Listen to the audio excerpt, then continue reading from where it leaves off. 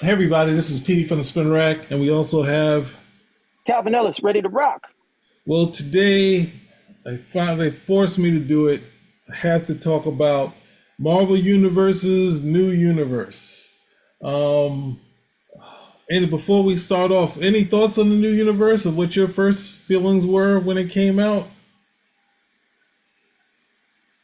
I didn't read any, did I read anything behind the scenes? If I read anything behind the scenes, I don't remember. So, for me, it was just, I was very interested in seeing, what was going to happen based on what I had read. I thought I was on the cusp of like, a new Marvel universe. Well, for me, I felt I missed the initial launch, and I was in Flushing at one of my favorite comic stores as a kid. I somehow got out there again, and they had like a basic fold-out table. It was bigger than that, but it was felt like it was a fold-out table, and it had all these books, and it had all the New Universe books. So I was able to get all the number ones, and I was obviously checking out the X-Men, and I liked John Romita Jr. So Hmm. I was paying attention to obviously Starbrand. I noticed that Herb Trimpe had done the Spitfire and the Troubleshooters, and otherwise there wasn't anything else that kind of caught my eye, even though they would be talents that I would read later, like Mark Texeira. Who else? Paul Ryan. Texeira was on, I think, Cyforce, and Paul Ryan was on DP7. So then there were other people that were involved. I never didn't pay attention to any of the writers. I think Peter David was on Merc. So we'll get through some of those titles, but we're gonna basically hear on this thing on Icecast Live. They're talking to Jim Shooter about the beginnings of it. It's like a 7 minute thing. So I might have to jump earlier. Let me just try to get to the new universe. The hard part is he talks about the dynamic of Marvel and why what he was putting into doing it. So this is better. I'm just gonna play it down and then see if we don't make this into a 2 hour thing. So here we go. Anyway, where I'm going with this is that the new universe started. It was 2 years before our 25th anniversary, and there was a meeting called by the public relations lady, and it was all the vice presidents. I was a vice president, and so we're going around the table trying to come up with ideas of what we can do about our 25th anniversary. And we're getting these genius ideas like, oh, well, maybe we could have a coffee table book. Yes. All right. Oh, sorry, I shouldn't have said So, that. so anyway, finally they come to me. And my first thought was something I'd proposed to DC back when Jeanette Kahn took over, proposed essentially the same idea. I said, in January, we announced the end of the Marvel Universe. I said, it's over. I said, we tell everybody in the last issue of all these Marvel comic series is going to be in June. All right. And then we build to that and we count down to that. And then it ends in June. In July, we launch new number ones. And what we do is we keep everything that's good, all the same characters, keep everything that's good, and just don't put in all the stupid stuff. Because I mean, if you read enough Marvel comics, you know that Iron Man was created in the Vietnam War era. Reed Richards fought with the French underground and in World War II. I mean, a lot of stuff just doesn't work anymore. It was getting impossible, wasn't it? Fury, everybody gets that immortality sense. Yeah, Infinity Formula all round. Oh, and then there was stupid stuff like Bill Mantlo once had a rocket take off. There's a big cloud of smoke, and when the smoke clears, there's no rocket. It's gone. He said, well, what they did was they pulled the floor out from under the rocket, so the blast didn't have anything to push against. I said, oh, science says you're wrong, man. Oh, how did you do it? Anyway, Jerry Conway had Hercules tie a chain to the bottom of Manhattan Island, tow it out to sea. Science says you're wrong. That doesn't work, Jack. Then later he puts it back using the same chain, attaching it to the place, and now the battery is in the Bronx. You know, are you kidding me? You know, it's a lot of stupid stuff. Get rid of that. You know, get rid of that stuff. You know, and just keep the good I stuff thought and you might start again. say And something. Yes. Why are they casting aspersions on a fictional universe that defies all this scientific stuff for this? You know, I don't know why Um, are they why are they um, sneering? You know, I don't understand. Why are they sneering at this? Like Hercules, you know, grabs a chain. Like, are you kidding? Hercules is strong enough to lift Manhattan Island. That's the thing. You don't have any problem with him being strong enough to lift it. It was just the way that he did it. You know, it's No. so no, it's literally, it's like the guys who grow up and then they realize, oh, what was I reading? Oh, this was so, you know, this was so stupid. Other than realizing, no, you were a kid. You know, you were engaging in, you know, this was your early indications into fiction. The other stuff that you enjoy now that's fiction is still what? Guess. Yeah, that's right. It's still fiction. mhm. No, I don't understand that at all. The guy's literally, he's taking shots. He's taking shots at the stuff that the kids like. Well, listen, then, like some of the things, like, because ultimately something's going over on in that area in for Iron Man at some point, which you know both the I think the origins after that kept there's reason enough to keep them in that same area.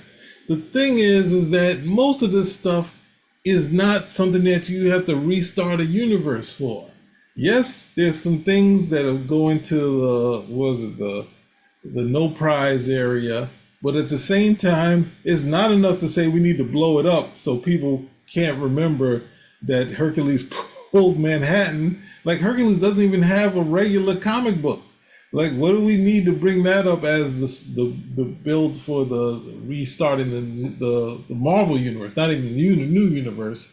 This sort of thing of picking out some stories or elements that you didn't like and just kind of, you know, skeet shooting or shooting fish in a barrel is just kind of wasteful. Like, it's like use that to say we need to restart the universe. It's kind of like we have to find every bad story. Well, there's other things that I think Shooter has issue with, so he's gonna explain. It's gonna lead into the new universe. So the good stuff and start again and do it up to date, modern, and better. The first real And so, reboot. so that was my first proposal. I was shouted down, man. The salespeople are losing their minds. Like, Good. it's not good. broken. It Don't should be fix it. shouted We're down. outselling DC almost 5 hey, to 1. this is What's my wrong job with to you? You know? flip out. All right. So I said, okay, it's to celebrate the birth of the universe. Let's build another one. And they, whoa, they like that. You know, I said, great. So I walked out of that room with $250,000 of development money. Wow. It's a pretty little company. It's pretty good. That's And cool. I had guaranteed royalties, a big marketing budget, everything I needed. You know, because how are you going to get Walt Simonson to leave Thor and do something new unless you can guarantee you won't lose any income? All right. So we were gone. About 2 weeks later, I'm called to the president's office, and he says, that budget you have. He says, how much have you spent? I said, I don't know, $10,000 or something. And he said, don't spend another penny. Oh, no. What? What do you mean? Well, he and the other Cadence board of directors had taken the company private, and there's 6 guys. They had 7, they got rid of them. They had 6 guys who owned Cadence Industries, the parent company, and they had decided to sell Marvel, cash in. We're so successful, and of course they've never opened a comic book. They think it's a fad, it's hula hoops, who knows? So anyway, I said, you don't want me to do it? And he said, oh no, you just have to do it on staff. And so if you look at the credits for the New Universe books, you'll see my name and Archie's name a lot, and you'll see a lot of assistant editors. The only guys who were able and willing to stay after work and help me for free. Wow. Okay? So Archie was spectacular. What a genius. But so we basically were doing it on the cheap. We didn't have big money. We didn't have guaranteed royalties. So we're basically getting artists who more or less they were the only reason they worked for us is because they didn't have any other work that week. The reason Star Brand was as good as it was, and the reason it had world-class art, because John Romita Jr. came into my office and he said to me, "Do you have anybody to draw your book yet?" I said, "Nope." He said, "I want to draw it." I said, "John, it's idiotic." I said, "It's doomed to fail." I said, "They took away all our support. I got nothing." You know, I said, "You're on good stuff now, Iron Man, X-Men." I don't know what he was on. I said, "You have to give up something. That's crazy. You're making good money. You know, stay where you are." And he said, "I want to draw your book." And I said, "Well, you're out of your mind." And he said, "I'm going to draw your book." And I said, Not "So taking no he's for doing an it answer. for me as a favor, you know?" Yeah. And that's a big favor. He's given up. Yeah. Who knows what money? I think he was on Uncanny X-Men at that time. Yeah, I think he was. Yeah. So then later that day, I get a call from Al Williamson, and Williamson says, "Hey, I hear JR's drawing your book. I want to ink it." I said, Wow. "You're just crazy." What a legend. But crazy or not, on Starbrand, we have world-class art. Yeah. And I did the best I could, but those guys just knocked it out of the park, and they did a tremendous job. And some of the guys that we got from the universe turned out to be stars, but they were new at the time. Will Sportaggio was a new guy, you know. Yeah. I remember Ron Lim was on Sierra, one, wasn't he? new guy. You know, they didn't have all their feet under them yet, and so we did the best we could. That was also about the time I was out of there. And you know, it had gotten ugly when they were trying to sell the company. It got really ugly, and I made them fire me. So wait a minute. So I'd get this my is a sob severance story. pay. I'm supposed to Right, do. yeah. Right, yeah. You know, and Like, that you've got to be was- careful, I haven't you, in those support the way that's situations, why because the you book can end up stuff. with Yeah, nothing if it all goes wrong. Well, So you've got to, yeah, well, I got my. You're at not least getting I away got with it now. Not after you're going to come over here and make fun of the other stuff that was selling. The stuff that was selling. Oh, look at this stupid stuff. He's wrapping a chain around the island and dragging it over here. No, we were going to do the next best thing. We were going to create the new universe. Oh, but they took away the money. Oh, really? Okay. So excuses to me. Which I don't have here. One of the things which he was hinting at is that he was gonna do is well, this was also sold. The new universe was sold as high science. That Whatever. we're gonna cut out. That's why he was bringing up because in the I guess it's on the Comic Historian. He's like saying Stan Lee couldn't really do real science. Jack Kirby wants to keep doing stories about Atlantis when we know Atlantis isn't real.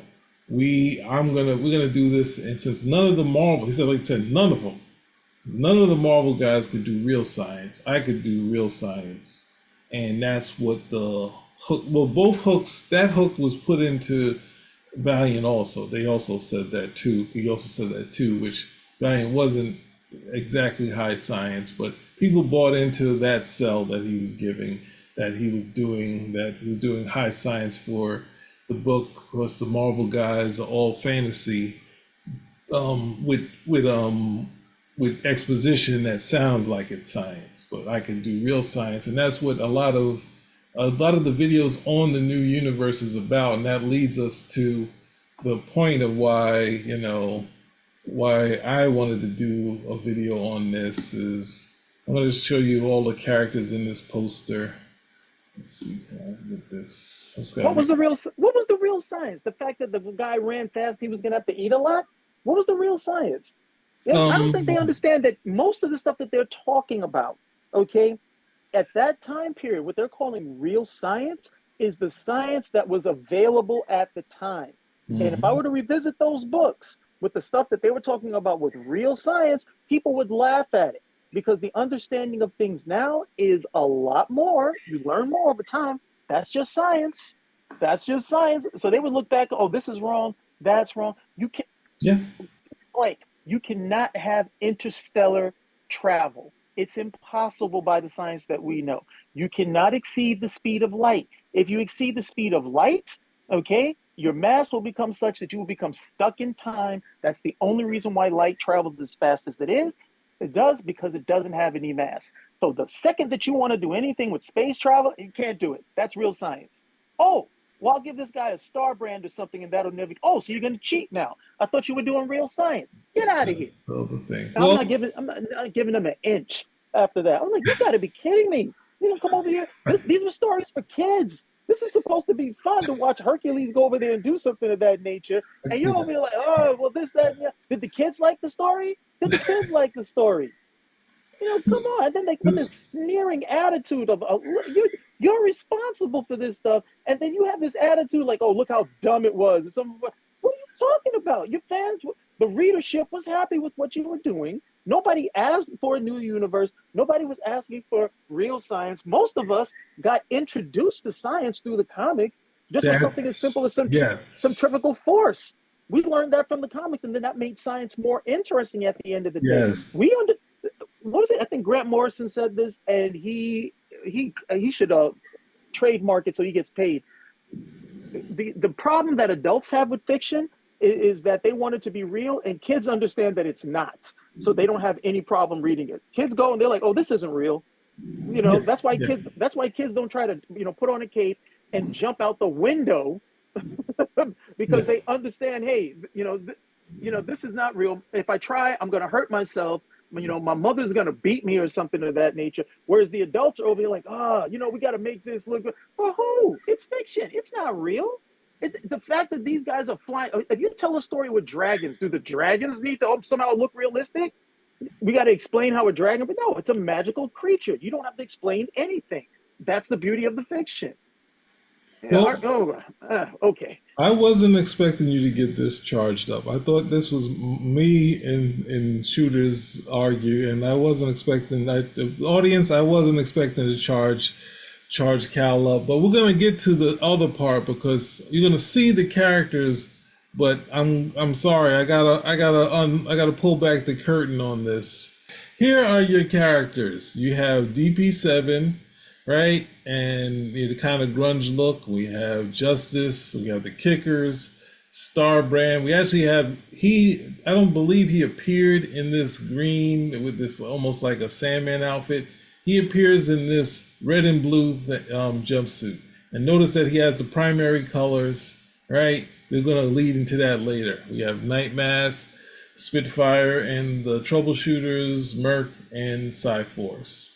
And the truth of the matter, no matter how much they want to say this was in the real world, the world behind your, outside of your window, real science, even though they have an Iron Man type character, it wasn't Iron Man like Iron Man. It was trying to pull back as far as power. But in truth, these are just analogs for the DC. Not all exactly, because when Jim Shooter was trying to sell John Romita on Starbrand, he was saying Starbrand is going to be the Superman of this universe, and it's going to make you a ton of money. That was the sell that John Romita Jr. says Shooter told him. And basically, John Romita didn't want to necessarily lead the X-Men, but he had the editor-in-chief over his shoulder.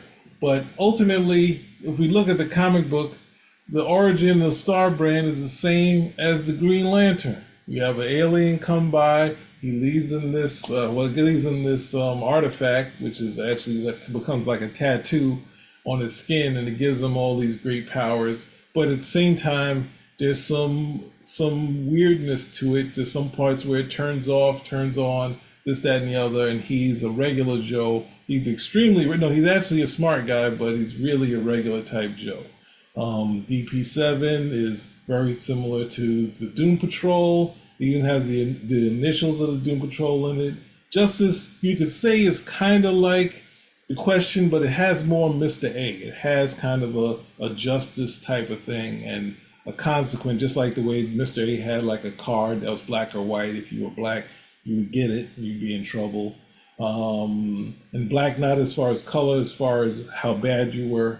You had Kickers that looked like the early curtain. Don't excuse Mr. A. We know what that color really meant. No, We have the Kickers that look similar to like an old Kirby type team, not in how he would draw them, but just they were all in these kind of uniforms. So just like the Challengers. Yep. Then you Challengers. That's what it was. Nightmask, which is, even though it's not a classic, DC's always had a Sandman. They've had an older Sandman, but they did have a Sandman that actually went into dreams. So this is the Nightmask is kind of like your Sandman. Now the Spitfire and Troubleshooters it's kind of like the Newsboy Legion but they have Iron Man instead of the Guardian.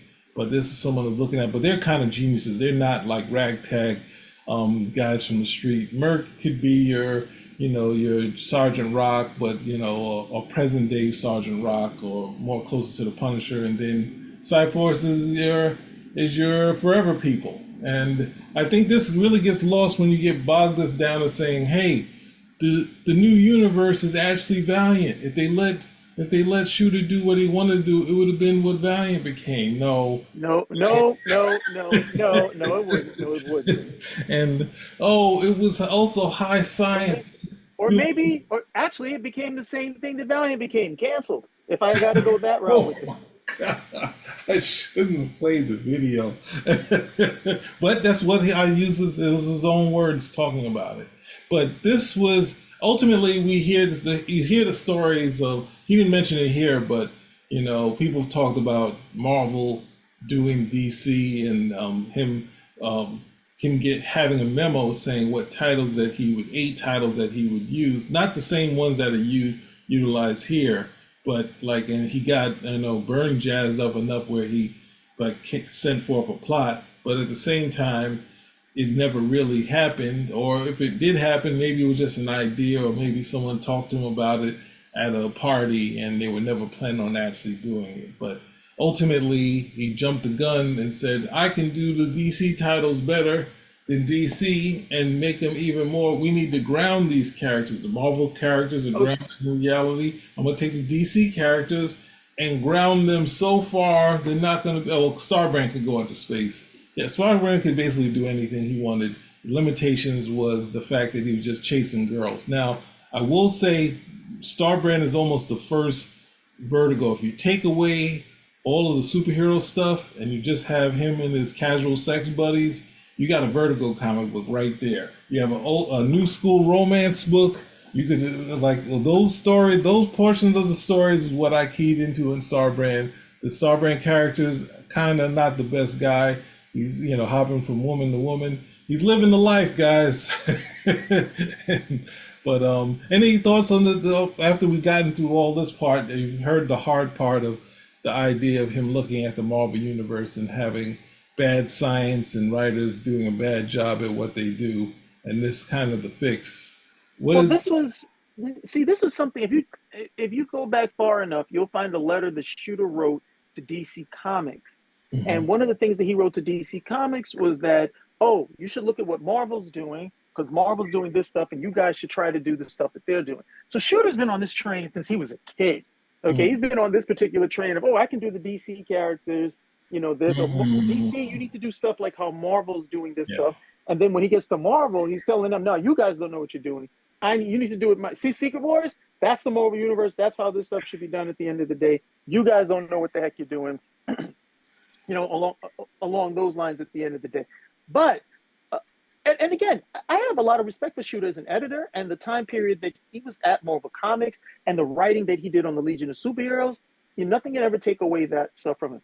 But the tone, and the aspersions that are cast at the writing and the stories, because now I'm looking at this. What is it? I'm not a kid anymore. I'm a grown man who still enjoys reading comics, but it's no longer something a kid can enjoy because of that type of mentality. That we got to ground this stuff.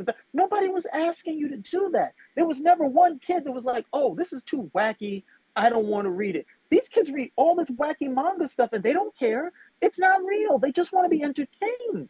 Whereas it's almost like these guys were looking for some sort of legitimacy in terms of what they were doing. I don't know from who or from what, because the readership was there. They were fine. They were fine with it. Because trust me, if we're going to talk real science, then there's no reason why Spider-Man should ever be beating up Firelord. We're going to talk those particular things of being grounded. No, this was the Marvel Universe, again, a very different universe. Even though you have superheroes, a very different universe than the DC Comics universe.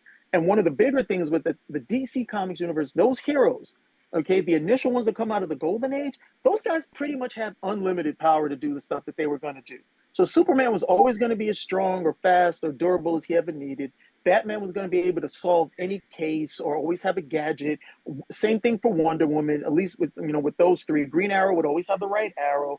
Green Lantern would always make this particular construct. Why? Because the jobs that they had to do were something that required infinite power. Superman is what? Truth, justice, and the American way. The never-ending battle. So it's never going to stop, but he's got to save people. If he's not strong enough to save people, what happened? People die. Story's over, right? Batman, Gotham City's a mess. It never stops being a mess. And so he's always going to have to be up to the task. Wonder Woman's trying to bring a whole new way of thinking to a world that's not necessarily going to be receptive to it at the end of the day. And it's a fundamental change that she's asking, because she's asking men and women to change on a fundamental level. So those particular things go with those characters, but the Marvel characters were never like that. Okay, the Marvel characters from their, at least from starting with the Fantastic Four, the Marvel characters were much more limited in power, much more localized in scope. Okay, so two totally different things. Now you want to come over and do the thing that Marvel has been trying to do. If DC has been trying to absorb the Marvel universe, Marvel has been trying to outdo the DC universe in terms of its own creations. It's never worked because they try to do it the Marvel way, and it doesn't work. Usually we're going to lessen the power, give this person more human problems, and it might, go for a turn, but the DC characters are more exemplars and paragons of what they represent. The Marvel Universe characters, with the exception of one or two, are just not that. So I'm surprised when I hear shooters say something like that. It's just very, I don't know. It's like you don't know what you have. I know a lot of guys who probably read that story with Hercules and were like, hey, remember when Hercules moved the island? Yeah, that was cool. Oh yeah, that's why he would be stronger than Thor. And they get into, you get into like an argument that an 8 or a 9 or a 12-year-old would have, and it's fun. But then you grow up and you move on to other things. It's for that age group. The whole idea of what he's saying is something I don't understand. It's like the comics were supposed to be, literature for doctoral candidates or something. When you're talking about it just didn't make a lot of sense to me. It's not like reading it. You were reading like Casper or Hot Stuff, where they open a can and out of the can, jumps a spaceship. The Marvel Universe was never that type of stuff unless you were doing something like with the Impossible Man. So yeah, that's when I feel like that, it's like it's like literally it's casting such an aspersion. Okay, on the this is not like literally the Valiant universe or Image when it first started. This is the Marvel Universe. Okay, this is one of the greater things ever brought into creation in terms of fiction, and to hear him talk about it like that is just, I'm flummoxed to why he would say something like that. It's utterly ridiculous. Well, it's the hard part is of him, him being the top guy during one of the great periods of Marvel, and obviously not as successful as the '60s, but it was getting there. Obviously, the period past was it 80, 89, after the Mutant Massacre and whatnot. That's when it starts to really, sales wise, get past what was done, early in the '60s, as far as X-Men #1. But the thing is of having creators that have the thing of saying, all right, all we're working with right now, we're doing the Marvel Universe, and what Stan was saying, we're gonna have a couple of things that are believable, and at the same time, as long as you suspend disbelief, you should be fine with everything that's going on here, because any of the creators, from any of the guys, Claremont, Byrne, any of those, they have fantastical stuff in there that were up to the level of the Hercules thing. Because I think in the FF fight, the Terrax, he literally takes his cosmic axe and he rips Manhattan up, and he uses it to coerce the FF to attack Galactus. And at the same time, we have to make it to have your Marvel stuff. We have Iron Man and Thor using their powers from keeping the water from coming into the city, while the FF have to deal with this thing. And like at the same time, you know, Simonson is taking over Thor and saying, hey, the stuff in Asgard, they're not, like, the goats are not powered by Mjolnir like in the MCU. The goats fly into space. They fly into space, and when I saw that, I was like, wow. Like I love the Thor's goats, and his chariot, and I was just like, yo, he should have been using this. But what's his name? Stan Lee and Jack Kirby. Basically, he'd spin the hammer. Next thing you know, he's out in space. Like, how can you not have fun with that stuff? So it's kind of tough to hear him say that and be the cell of the new universe and Valiant, that he was going to be applying real science into it. Whereas ultimately, most of the people you see, even in the Superman titles, those are from Jerry Siegel to Julie Schwartz to Mort Wesley. These guys are big science guys, but at the same time, they have the pulp stuff, articles, and as much as they can get real science in there, they put it in there. At the same time, they get into the end of the issue, and they're just like, yo, we gotta finish this issue. Like, that is a stickler. When they look at Stan Lee to what DC's doing, they're like, we like what Stan's doing, but he's getting off the hook being able to do these continuing stories. We'd have to finish it in that issue. So they didn't really talk about what type of story. They're just saying, hey, he's Stan, the kid, we used to have to make sure we ended this story or else. And that's where you get the quick, abrupt end on some of the stories. I'm not saying in the bad, I'm saying as far as economy, it's saying we got these 8 pages, 2 stories, sometimes 2 to 3 stories a issue. This thing has to end, or even worse, in the more exact closures in the what's the name, the newspaper, the news strip was like some of those ended like we're getting through this to the next thing, we're moving on. So as far as economy and needing to get stuff done, that's the tool of the time, and at the same time, the fans were enjoying it for the period. As you go along, you add a little more realism, this, that, and the other. You add as much science as you know that's coming in, but you don't go in and say, they don't know nothing, they're idiots. You didn't say those words, but that's ultimately how you can interpret this. And obviously, I'm going to try to have a clip where Shooter more talks about how because a lot of these other videos talking about the new universe is saying, hey, he was trying to do a high science thing and people didn't buy it, or his budget was cut. And okay, my bigger thing is, say your budget was cut. Take one of these characters, Starbrand, and put them out there, just like the FF. When they saw they had a hit on the FF, they tried to capitalize it with the Hulk, and it failed, right? And then they had Thor, which was in another title, but that was successful. And then they say, okay, this superhero thing is happening for us, so let's keep going. And then they say, we'll keep the Hulk around. Same with Image. Image puts out Youngblood, it's successful. He leaves his his day job. I'm doing Youngblood, even though it was late as hell, right? And Jim Lee is like, let me put up my book. Or, Spawn is different because he wasn't doing any books, so his money was going right into it. But Jim Lee is like, let me put up my book. Oh, wow, sold way more than what I expected. Leaving my X titles. I have all these X plans. I'm not doing it. So the idea of doing a new universe is not to say throw out all of your titles at once. And if your budget is cut, you have the X-Men artist, you're writing it, you're top guy at Marvel, see if you have a success.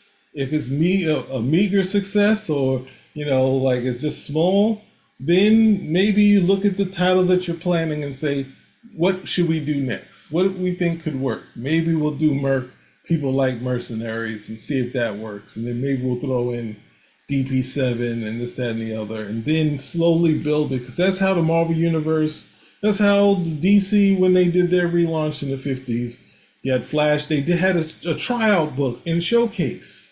Tried out Flash, tried out the Challengers, tried out a new Green Lantern. They tried these things out, they were successful, they made a book out of it. Not, hey, here's 8 books. All number ones, we flooded. Well, come on, I'm passing it back to you. I forget sometimes about flooding the market. Let's talk about it. Why would he flood the market? Come on, man. You've been killing it all this time. The only thing you didn't talk about was flooding the market. Why would he do that? I mean, flood the market against themselves? I don't know. Thank you. Thank you. That's all I needed you to slam dunk that one. And you did. Yes. That's also they compete. That's what Roy Thomas said. He's the only comic company that went and competed against themselves. And thankfully these books lost. But it's so the new universe. I mean, a lot of the stuff gets recycled and people don't recognize it or they haven't read long enough. But what did we get eventually? We got the Ultimate Universe. Yes. Okay, we got the Ultimate Universe. So the idea was we wanted a universe that was in the vein of Marvel but different, so it would allow different stories, a bit edgier, because pretty much that's, everybody thinks, we got to go dark. We kind of like floundering a little bit here. Let's go dark, and then we can always go back to basics. And these by that time we'll have cycled people out, new people in, that sort of thing.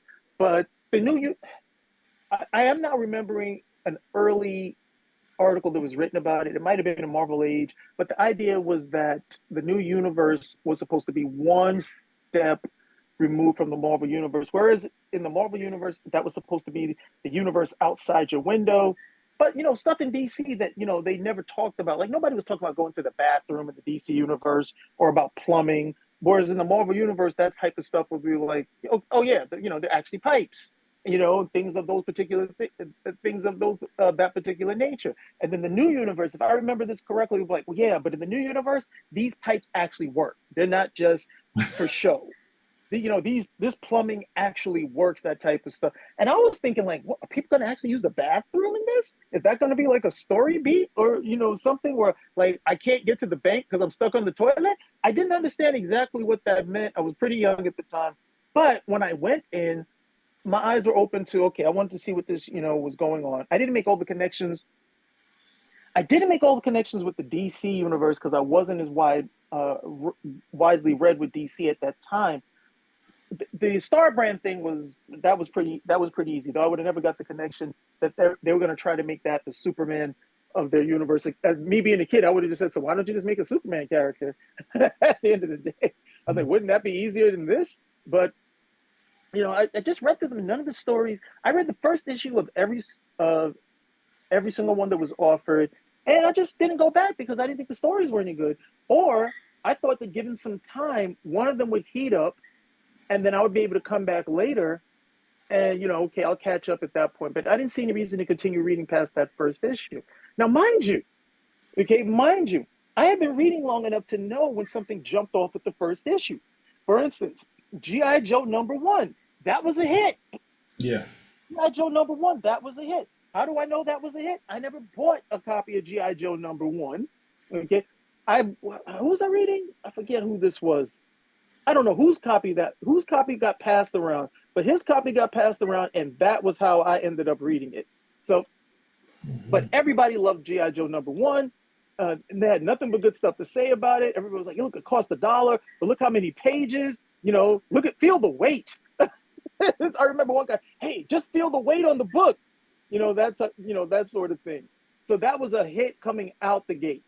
Okay. And then between G.I. Joe being a hit with the comic and then the TV series and the toy commercials, that was, G.I. Joe was safely, something that guys liked. Whereas with the new universe, I never heard anything about it.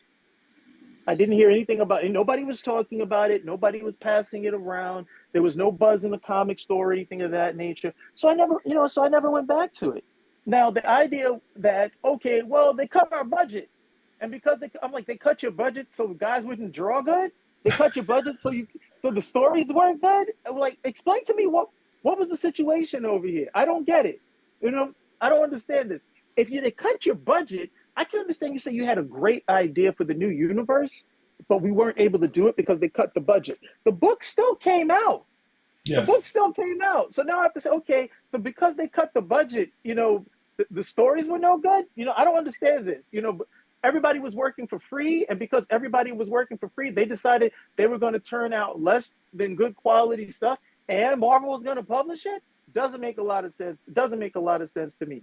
The stories weren't hitting. Okay? Kids didn't go for it, and instead of going for this new universe with real science, everybody went right back to Marvel Universe proper and was watching Hercules pull Manhattan Island with whatever chain he had at that time. Yeah, well, that's the other thing of like, the other thing is not looking at it and saying, you know, I couldn't get the hard part is singing what the top talent is, because at some point, what is the, you know, what was the length of time for Frank Miller?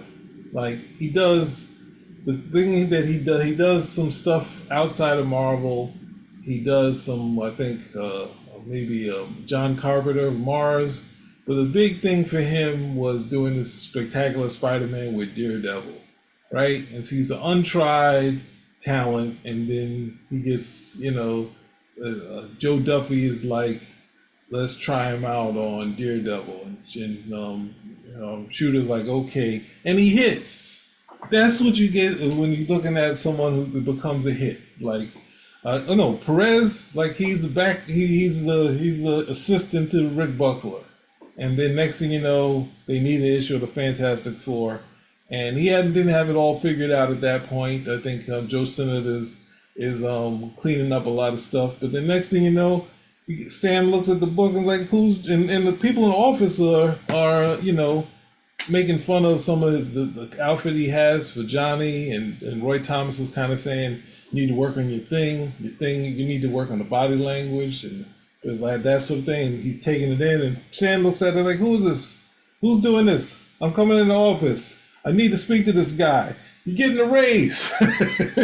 So you can have a hit with nobodies, you know? There's more books in the line of what Byrne was doing, but there's Iron Fist, team up books, this, that, and the other, than the X-Men. So it's a shorter thing, but you could have found somebody who, yeah, and these books hit.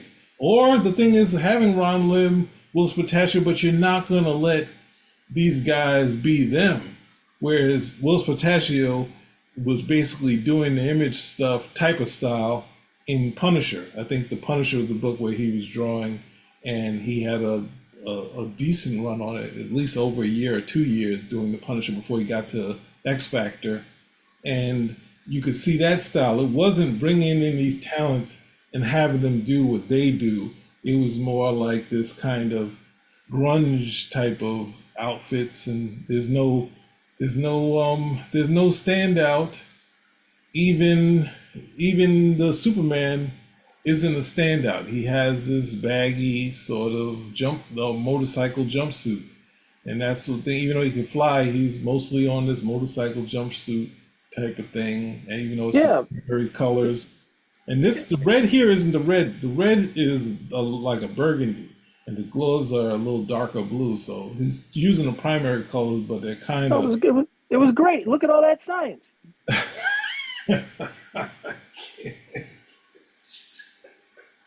This was going to be my flame out, and you totally turned this into something that I enjoyed a whole lot, but I did not expect any of this. But the last thing I want to say, we both listened to Shooter say, John Romita Jr. said, I want to do your book. I'm sorry to say, he says it in the, what's that thing? The Modern Masters, that Shooter asked him to do the book, and it was going to be hugely successful. And he felt compelled. His father was like, I don't want you doing this book. You're on the X-Men, you're making good money. And he does it for 8 issues. He said he, felt he bumped heads with Shooter, and he almost left comic books after doing the book. So this thing of him saying that he offered to do it, John Romita Jr. says something different. So that's my last bit on this. I'm sorry, I didn't understand a lot of people feel like the idea of having a book that has real science, but ultimately is just the DC books done. What do you call a book that has real science in it? what do you call it? What do you call it? What do you call it? No, you had it. It's a science book.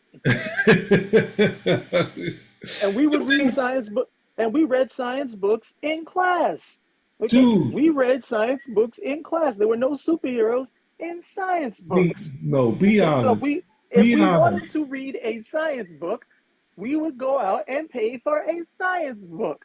They did not try to educate us in terms of science books with colorfully decorated images or people in costumes who would come in to teach us science. We read science books when we were time to read science. When we read comics, okay, we did not necessarily. You know what? Let me not take the punk way out. We weren't into it to read a science book. It was fiction. It was supposed to be the fantastic. All right, it was fantasy, and these are fantasy characters in a modern setting. That is the problem with comics. Okay, most of the characters are doing stuff like Robin Hood type stuff, or dragon type stuff, or Merlin type stuff, but they're doing it with concrete buildings and automobiles, and that's the problem. Because then be like, well, how do we explain this? In a magical setting, you don't have to explain any of this. You can just do it. But then it becomes, oh, since some of these characters came out of that science, like a character like Superman, then like, we got to try to keep this ball rolling, even though the stuff that he's doing is well past any of the science of that particular period. And it was well past the science of that particular period when they started. That science was just to give you an idea how it may be plausible for this character to do these particular things. All right, but hey, for those of you who are not sure, what do you call a book grounded in science? You call that a science book. There was no comic book I ever read called Science Man. Okay, well, the thing is, when I was in college, definitely, more less so as a kid. When I was thinking science, I was thinking about it because I wasn't thinking about doing my own stories. I was thinking, oh, wouldn't that be cool if this, that, and the other from science was in this? And then when I was thinking about writing, I was just like, oh my God, if I paid attention, who knows how many stories I would have. It's just not is turning the characters into reality, but taking bits to fuel your next villain, taking just small bits to say, oh, I can make a character out of this type of thing or that, or like how Shooter said he came with like a parasite type of deal. Just having basic thing to just have fun and say, all right, this is an idea. I'm gonna take it and I'm gonna writ large. I'm gonna turn it and make it totally unscience like because it's gonna be doing all this crazy nutty stuff that'll be so he's strong enough to fight the Hulk or something like that. I couldn't wait for that, but not to look at it and say I'm smarter than Stan Lee and Jack Kirby because Jack Kirby's still doing stories about Atlantis that being sunk. Like, no, you're fine. You're going through the classic stuff, and you get these great stories. What do you think, Roy? They did the Eternals, which is basically the idea of the old school Atlantis, and it gets submerged, and then you have who's those guys, the deviants underwater and all that stuff. These underground societies, supposedly don't work on any kind of real science. What happened when Kirby left? 2 seconds. Roy Thomas made that the entire connection to the whole Marvel Universe's underground society. Like if Roy Thomas, was a reporter, was a school teacher, if he's you saying, hey, this makes all of the Mole Man and what's the guys, Tyrannus, this makes all this stuff even more vast, and explains how these regular humans run into these different societies of weird creatures. I'm putting it into the entire Marvel universe. Have fun with it, Jim Shooter. you know.